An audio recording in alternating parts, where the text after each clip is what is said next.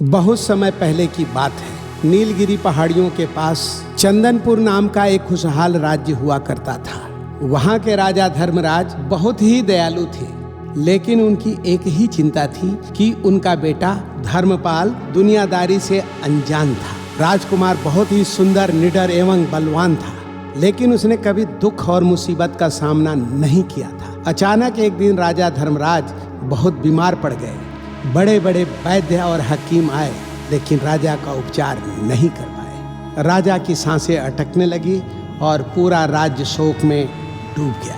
तभी राज्य के एक बुजुर्ग साधु महल में आया। राजकुमार धर्मपाल को बताया कि राजा की जिंदगी एक चीज से बच सकती है, और वो है संजीवनी मणि रत्न। लेकिन समस्या ये थी कि वह मणि रत्न कालवन नाम के एक भयानक जंगल में थी, जहाँ महाकाल नाम का एक महावीर राक्षस राज करता था। महाकाल के पास इतनी शक्तियाँ थी कि वह हवा को रोक सकता था और वो रात को दिन बना सकता था। लोगों का कहना था जो जंगल में गया वो वापस नहीं आ पाया। राजकुमार धर्मपाल ने अपने पिता की जान बचाने के लिए उसी वक्त कसम खाई कि वो उस मणि रत्न को लेकर ही वापस आएगा। घोड़े पे सवार होकर जंगल की तरफ निकल पड़ा। जैसे जैसे राजकुमार कालवन की तरफ पहुंचा, हवा ठंडी और भारी होने लगी और पक्षियों का चहचहाना बंद हो गया और चारों तरफ एक अजीब सी खामोशी छा गई। जंगल के सीमा पे पहुंचते ही उसके घोड़े ने आगे बढ़ना बंद कर दिया और डर के मारे हिनहिनाने लगा। राजकुमार समझ गया कि उसे आगे का सफर पैदल ही तय करना पड़ेगा। उसने घोड़े को वहीं छोड़ा और जंगल में प्रवेश किया। जंगल वाकई मायावी था। वहाँ के पेड़ काले थे और उनके पत्ते नीले रंग के चमक रहे थे। अजीब बात ये थी कि वहाँ सूरज की रोशनी जमीन तक नहीं पहुँच पा रही थी, फिर भी एक बैगनी रोशनी हर जगह फैली हुई थी। राजकुमार कुछ ही दूर गया था, उसे लगा कि पेड़ अपनी जगह बदल रहे हैं। जो रास्ता सीधा दिख रहा था वह अचानक गायब होकर एक पगडंडी बन जाता था। ये महाकाल राक्षस की माया थी। राजकुमार रुका नहीं, वह निडर होकर आगे बढ़ता रहा। उसे जंगल में अजीबो-गरीबो आवाज़ सुनाई दे रही थी, कभी किसी की रोने की तो कभी डरावनी हंसी की। अचानक उसके सामने एक विशाल नदी आ गई, जिसका पानी खून जैसा लाल था और उसमें से भाप निकल रही थी। विक्रम ने हार नहीं माना। वो एक सूखा पेड़ गिरा के नदी पार करने लगा। नदी के बीच में उसे ऐसा लगा कि नदी में कोई उसे खींच रहा है, लेकिन वह ताकत और फुर्ती से नदी के उस किनारे पहुंच गया। नदी पार करते ही जंगल का नज़ारा बदल गया। अब वहां डरावने काले पेड़ों की जगह सुंदर चमकीले पेड़ हो गए। हवा में एक मीठी सी सुगंध थी। राजकुमार हैरान था कि राक्षस की जगह में इतनी सुंदर जगह कैसे हो सकती है। वो धीरे धीरे आगे बढ़ा और एक भव्य गुफा के पास पहुंच गया, जिसके बाहर एक सुंदर बगीचा था। उसने जो वहां देखा, जिससे उसकी पलकें झपकना बंद हो गई। वहां एक युवती बैठी थी जो इंसान जैसी दिखती थी, लेकिन उसकी आंखों में एक अजीब सी सुनहरी चमक थी और उसके बालों में जुगनू चमक रहे थे। वो फूलों से बातें कर रही थी और हवा के इशारे से फूल खिल रहे थे। वो महाकाल की एक लौती बेटी रूपसी थी। रूपसी अपने पिता के क्रूर व्यवहार से बिल्कुल अलग थी। उसका दिल मोम जैसा नरम और हिंसा से परे थी। महाकाल उसे दुनिया की नज़रों से बचा के गुप्त बगीचे में रखा था। राजकुमार छुपकर उसे देखने लगा और उसे लगा ये कोई वन देवी है। तभी राजकुमार का पैर एक सूखी लकड़ी पे पड़ा और कड़क की आवाज़ आई। रूपसी ने तुरंत पलट कर देखा। मानव को देखकर वह डर गई, क्योंकि उसके पिता ने बताया था कि इंसान बहुत दुष्ट होते हैं। रूपसी ने अपनी जादुई शक्ति से एक हवा का बवंडर बनाया और राजकुमार की तरफ फेंक दी। राजकुमार ने अपनी तलवार नहीं निकाली, बल्कि हाथ जोड़कर खड़ा हो गया। बवंडर उसके पास आकर रुक गया। रूपसी हैरान थी कि यह इंसान हमला क्यों नहीं कर रहा है। राजकुमार ने शांत और नम्र आवाज में कहा कि वो किसी को नुकसान पहुंचाने नहीं आया है। वो बस अपने पिता की जान बचाने के लिए एक औषधि की तलाश में आया है। राजकुमार की सच्चाई और उसके आंखों में दर्द देखकर रूपसी का गुस्सा शांत हो गया। रूपसी ने अपने बवंडर को वापस ले लिया। राजकुमार ने अपनी पूरी कहानी सुनाई कि उसके पिता मृत्युशैया पे हैं, केवल उनको संजीवनी मणिरत्न ही जीवन दान दे सकती है। रूपसी ये सुनकर उदास हो गई। राजकुमार को उसने बताया कि वो मणिरत्न उसके पिता महाकाल के मुकुट में लगा हुआ है और महाकाल उसे अपने जान से भी ज़्यादा प्यार करता है। अगर राजकुमार ने उसे लेने की कोशिश की तो महाकाल उसे मारकर खा जाएगा। रूपसी ने उसे वापस जाने की सलाह दी क्योंकि वह नहीं चाहती थी एक निर्दोष और पितृभक्त आदमी मारा जाए। लेकिन राजकुमार ने कहा कि बगैर मणिरत्न के मैं वापस नहीं जाऊंगा, चाहे मेरी जान ही क्यों न चली जाए। राजकुमार के त्याग और साहस ने रूपसी के मन में एक नई भावना जगा दी। उसने केवल आज तक राक्षसी क्रूरता देखी थी, ऐसा उसने प्रेम और त्याग कभी नहीं देखा था। धीरे धीरे बातों का सिलसिला शुरू हुआ। रूपसी ने जंगल के खतरों के बारे में बताया और राजकुमार ने अपनी दुनिया, गांव और लोगों के किस्से सुनाए। दोनों को पता ही नहीं चला कब शाम से रात हो गई। रूपसी को राजकुमार का साथ अच्छा लगने लगा और राजकुमार भी रूपसी की मासूमियत पे मोहित हो गया। उसे विश्वास नहीं हो रहा था कि एक राक्षस की बेटी इतनी पवित्र भी हो सकती है। रूपसी ने राजकुमार को एक सुरक्षित गुफा में छुपने के लिए कहा क्योंकि रात को महाकाल शिकार करके वापस आता था। रूपसी ने राजकुमार से वादा किया कि वो उसकी मदद करेगी, लेकिन उसे बहुत सावधान रहना होगा। जब महाकाल वापस अपनी गुफा में लौटा तो उसके चलने से धरती हिल रही थी। महाकाल का शरीर लोहे जैसा सख्त, आंखें अंगारों जैसी लाल और दांत तलवार जैसे नुकीले थे।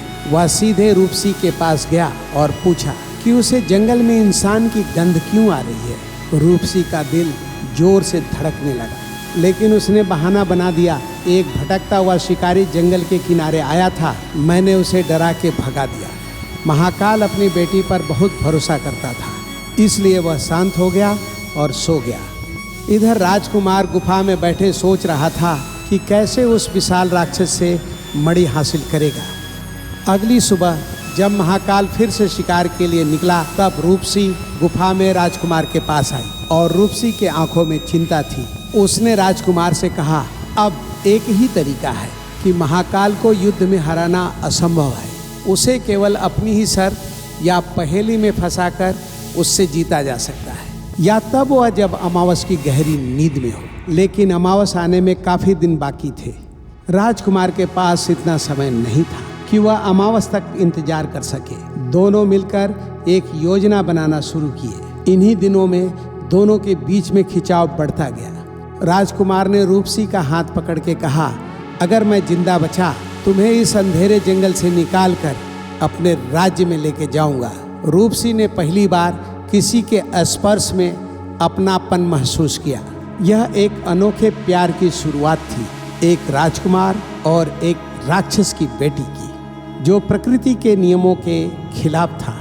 समस्या तब खड़ी हुई जब जंगल का जासूस कागा, एक जादुई कागा जो महाकाल का सेवक था, उसने राजकुमार और रूपसी को बातें करते हुए देख लिया। कागा तुरंत उड़कर महाकाल की तरफ चला गया ताकि वो अपने मालिक को खबर दे सके कि उसकी बेटी एक इंसान के साथ मिलकर षड्यंत्र रच रही है। इधर राजकुमार और रूपसी खतरे से अनजान मणिरत्न को चुराने की अंतिम योजना बना रहे थे। रूपसी जानती थी कि उसके पिता के शक्ति का स्रोत एक तालाब में छुपा है। अगर उस तालाब का पानी दूषित कर दिया जाए तो कुछ समय के लिए महाकाल की शक्ति कम हो जाएगी, लेकिन तालाब तक जाने का रास्ता बहुत ही कठिन था। वहाँ विषैले सर्प और अदृश्य दीवारें थीं। राजकुमार ने तय किया कि वह उस तालाब तक जाएगा। रूपसी ने एक जादुई अंगूठी दी जो उसे अदृश्य दीवारों के पार लेके जा सकती है। जैसे राजकुमार उस खतरनाक रास्ते पर चला, तब तक कागा ने महाकाल को सारी बातें बता दी। महाकाल के क्रोध की कोई सीमा नहीं थी। उसके दहाड़ से पूरा कालवन कांप उठा। उसने तुरंत गुफा की तरफ प्रस्थान किया। गुफा पहुंचते ही महाकाल ने गरजती हुई अपनी आवाज में पूछा, बेटी, क्या कागा ने जो कहा वह सच है? क्या तूने अपने पिता के दुश्मन एक मामूली इंसान की मदद की? रूपसी डर के मारे कांप रही थी, लेकिन वह झूठ नहीं बोली। पिताजी, वह दुश्मन नहीं है, वह एक बेटा है जो अपने पिता की जान बचाने के लिए आया है। प्रेम और त्याग कोई अपराध नहीं है। यह सुनकर महाकाल की आंखों में खून उतर आया। उसे लगा उसकी बेटी ने उसके पेट में छुरा घोंपा है। महाकाल गुस्से में रूपसी के चारों तरफ आग का घेरा बना दिया। तुझे यहीं कैद रहना होगा जब तक राजकुमार का मैं खून पी के नहीं आ जाता। आज तू देखेगी कि तेरा पिता कितना क्रूर हो सकता है। रूपसी बिलबिलाती रही, लेकिन महाकाल आंधी की तरह वहां से उड़ गया। उसे पता था कि राजकुमार उस तालाब के पास गया है। महाकाल ने हवा की तरह रफ्तार बढ़ाकर उस तालाब के पास पहुंच गया। जैसे राजकुमार तालाब की तरफ बढ़ता गया, वैसे ही खतरा बढ़ता गया। राजकुमार को जमीन पर पैर रखने की भी जगह नहीं थी। हर तरफ जहरीले काले सांप थे। रूपसी की दी हुई राजकुमार के पास अंगूठी थी। राजकुमार ने जैसे अंगूठी की चमक सांपों पे डाली, सांप रास्ता छोड़कर पीछे हट गए। कुछ देर चलने के बाद उसे एक भयानक दृश्य दिखा। दो बड़े बड़े चट्टानों के बीच एक तालाब था जिसका पानी कोयले जैसा काला था और उसमें से बदबू आ रही थी। यही वह स्रोत था जिससे महाकाल को शक्ति मिलती थी। रूपसी ने एक जादुई नीलम पत्थर दिया था जो पानी में डालने से ही पानी शुद्ध हो जाता है और महाकाल की काली शक्तियाँ कुछ देर के लिए कमजोर हो जाएगी। राजकुमार ने जैसे पत्थर निकाल के तालाब में फेंकने वाला था कि पीछे से उस पर वार हुआ और वह दूर जा गिरा।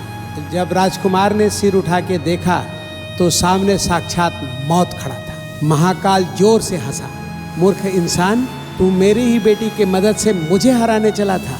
अब देख तेरा क्या हाल करता हूँ। महाकाल ने अपनी गदा उठाकर राजकुमार पर वार किया। राजकुमार बहुत फुर्तीला था। वह जमीन पे लुढ़क कर खुद को बचा लिया। गदा जमीन पे गिरी और वहाँ पे इकट्ठा हो गया। विक्रम ने हार नहीं मानी। उसने महाकाल का ध्यान भटकाने के लिए इधर उधर भागने लगा। महाकाल गुस्से में अंधा होकर उस पर तरह तरह के वार कर रहा था। उसके गुस्से से पेड़ पौधे तीलियों की तरह उखड़ रहे थे। तभी एक चमत्कार हुआ। उधर अग्निबंधन में बंधी रूपसी ने अपनी आंखें बंद की और सच्चे दिल से प्रार्थना की। उसका प्रेम और राजकुमार की सच्चाई इतनी ताकतवर थी कि आग अपने आप बुझ गई और रूपसी आजाद हो गई।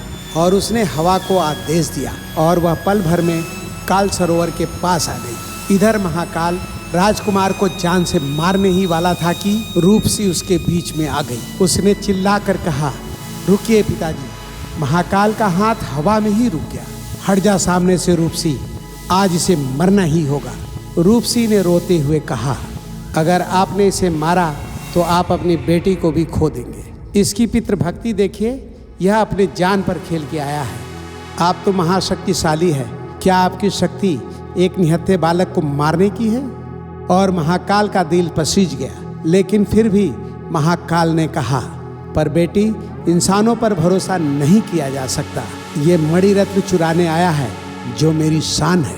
तभी राजकुमार ने कहा, हे महाकाल, मुझे आपकी शक्ति और राज्य नहीं चाहिए। मुझे वह मणिरत्न सिर्फ उधार चाहिए। मेरे पिता के ठीक होते ही मैं उसे वापस कर दूंगा। एक बार मुझ पर विश्वास करके देखिए।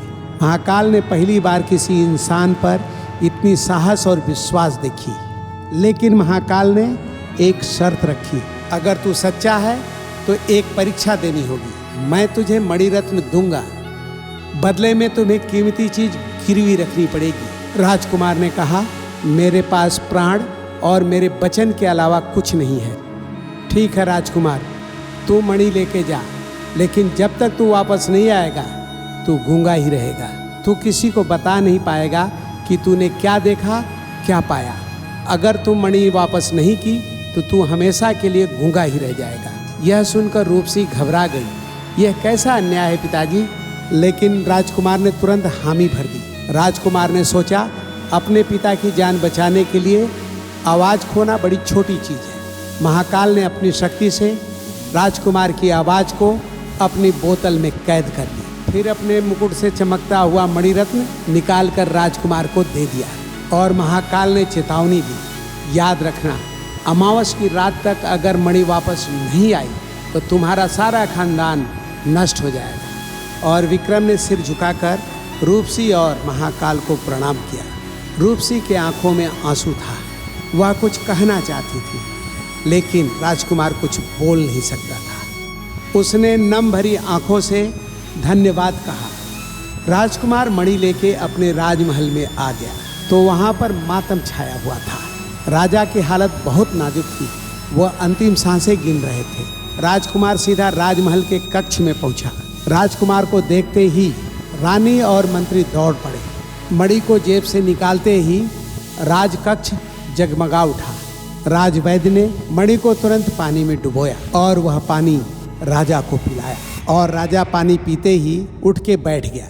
राजा के उठते ही पूरे राज्य में खुशी की लहर दौड़ गई। राजकुमार के जय के नारे लगने लगे। राजा धर्मराज ने अपने बेटे को गले लगाते हुए पूछा, बेटा, तूने यह असंभव कार्य कैसे किया? राजकुमार कुछ कहना चाहता था, होठ हिलाता था, लेकिन कुछ कह नहीं पाता था। राजवैद्य ने जांच किया। उसने बोला, महाराज, इसने अपनी आवाज खो दी है। यह सुनकर राजा और रानी रोने लगे। कुछ दिनों बाद अब राजा पूरी तरह स्वस्थ हो चुके थे, लेकिन विक्रम की उदासी दिनों दिन बढ़ती गई। उसे अपनी आवाज जाने का गम नहीं था। गम था तो रूपसी और अपने वादे की। अमावस की रात आने में अब केवल 2 दिन बचे थे। उसे मणि वापस देने जाना था, लेकिन राजा ने आदेश दे चुका था कि मणि रत्न को शाही खजाने में रखा जाएगा और वहाँ पर कड़ा पहरा होगा, क्योंकि ये मणि राज्य की रक्षा के लिए बहुत जरूरी है। राजा को ये नहीं पता था कि ये मणि उधार ली गई है और वापस न करने पे राज्य में प्रलय आ जाएगी। राजकुमार बोलकर किसी को समझा नहीं सकता था। उसने लिखकर बताने की कोशिश की, लेकिन मंत्रियों ने सोचा कि राजकुमार की हालत खराब है, उसे आराम की जरूरत है। राजा के आदेश से उसे कमरे में बंद कर दिया गया ताकि वह कहीं आ जा न सके। उधर कालवन में बैठा महाकाल मणि का इंतजार कर रहा था और रूपसी हर पल राजकुमार का राह देख रही थी। उसे डर था कि अगर राजकुमार वापस नहीं आया तो उसका पिता इंसानों पर फिर कभी विश्वास नहीं करेगा। और अमावस की रात करीब आ रही थी और राजकुमार अपने महल में कैद था। अब राजकुमार के पास एक ही रास्ता बचा हुआ था, मणि को चुराना। अपने ही घर में चोरी करना एक राजकुमार के लिए शोभा नहीं देता, लेकिन प्रजा और राजा की जान बचाने के लिए यह कलंक भी अपने माथे पे लेना कबूल था। महल के कमरे में कैद राजकुमार बेचैन था। वह जानता था कि आज सूर्योदय से पहले कालवन नहीं पहुंचा तो अनर्थ हो जाएगा। राजकुमार ने चोरी से मणिरत्न को निकाला और कालवन में प्रस्थान कर गया। जैसे राजा को यह बात पता चला, राजा ने आदेश दिया कि सैनिकों, जाओ राजकुमार को पकड़ के लाओ। उधर महाकाल ने रूपसी की तरफ देखा और कहा, देखो बेटी, मैंने कहा था ना, इंसान धोखेबाज होता है। अब मैं उस राज्य को राख में बदल दूंगा। रूपसी के आंखों से आंसू बह रहे थे। उसे भरोसा था राजकुमार जरूर आएगा। महाकाल ने गुस्से में अपनी गदा उठाई और उड़ान भरने के लिए जैसे ही तैयार हुआ, तभी गुफे के बाहर घोड़े के हिनहिनाहट और टापू की आवाज आई। घोड़े की आवाज सुनकर महाकाल और रूपसी बाहर आए। उन्होंने देखा कि राजकुमार मणि लेकर वापस आया है। यह देखकर महाकाल सन्न रह गया। उसने कभी इंसान को अपने मौत के मुंह में आते हुए नहीं देखा था, वो भी केवल एक वादा निभाने के लिए। तभी उसी समय राजा धर्मराज अपनी सेना को लेकर वहां आ खड़ा हुआ। राजा ने दूर से देखा कि उनका बेटा एक भयावह राक्षस के सामने खड़ा है। राजा को लगा कि राक्षस राजकुमार को मारने वाला है। राजा ने चिल्लाकर आदेश दिया, आक्रमण! सैनिकों ने तीरों की बौछार शुरू कर दी। हर तीर महाकाल के शरीर से टकरा के टूटने लगे। महाकाल ने एक फूंक मारी, सारे सैनिक तिनकों की तरह उड़ने लगे और राजा धर्मराज घोड़े से गिर पड़े और महाकाल आगे बढ़ा ताकि राजा को कुचल सके। तभी राजकुमार अपने पिता और राक्षस के बीच में खड़ा हो गया। उसने महाकाल के सामने अपना हाथ फैला दी। वह इशारा कर रहा था कि पिता के मारने से पहले मुझे मार दो। यह दृश्य देखकर महाकाल रुक गया। यह देखकर महाकाल का पत्थर दिल पिघल गया। महाकाल ने अपनी झोली से कांच का बोतल निकाला जिसमें उसकी आवाज़ बंद किया था। उसने बोतल का ढक्कन खोला और सुनहरे धुएं के साथ राजकुमार के मुख में चली गई। राजकुमार को अचानक खांसी आई और वह अपने पिताजी से बोला, पिताजी रुक जाइए, यह हमें कोई नुकसान नहीं पहुंचाने वाला है, बल्कि इन्होंने ही मणि देकर आपकी जान बचाई है। अगर आज हम मणि वापस नहीं करते तो हमारे राज्य में सारे लोग मारे जाते। यह सुनकर राजा धर्मराज का सिर शर्म के मारे झुक गया। उन्होंने महाकाल के सामने हाथ जोड़कर कहा, हे वनराज, मुझे माफ़ करना। मैंने तो आपको एक राक्षस समझा, लेकिन आप तो महान हैं। महाकाल हंसा, लेकिन उसके हंसी में इस बार क्रूरता नहीं बल्कि प्यार था। महाकाल ने राजकुमार के कंधे पे हाथ रख के कहा, आपकी सच्चाई और दृढ़ता ने हमें राक्षस से इंसान बना दिया। ये मणि अब तुम्हारा है, इसे अब उपहार समझो, और साथ ही मैं तुम्हें अपना सबसे अनमोल दौलत सौंपता हूँ। महाकाल ने रूपसी का हाथ राजकुमार के हाथ में दे दिया। उसने कहा, मेरी बेटी इस जंगल में अकेली थी, इसे एक ऐसे साथी की जरूरत थी जो इसके कोमल दिल को समझ सके। राजकुमार, तुमसे बेहतर कोई नहीं हो सकता। रूपसी और राजकुमार के आंखों में खुशी के आंसू थे। जंगल के पेड़ जो अब तक डरावने थे अब हरे भरे हो गए। महाकाल ने अपना डरावना रूप त्याग कर एक दिव्य पुरुष के रूप में आ गया। महाकाल ने बताया, मैं एक श्राप के कारण राक्षस बना था और आज एक सच्चे इंसान के निस्वार्थ प्रेम ने मुझे श्राप से मुक्ति कर दी। राजा धर्मराज राजकुमार और रूपसी के साथ अपने महल वापस आ गए। रूपसी और राजकुमार को अपने राज्य में आते ही पूरे राज्य में उत्सव मनाया गया और राजा धर्मराज ने दोनों की धूमधाम से शादी करा दी।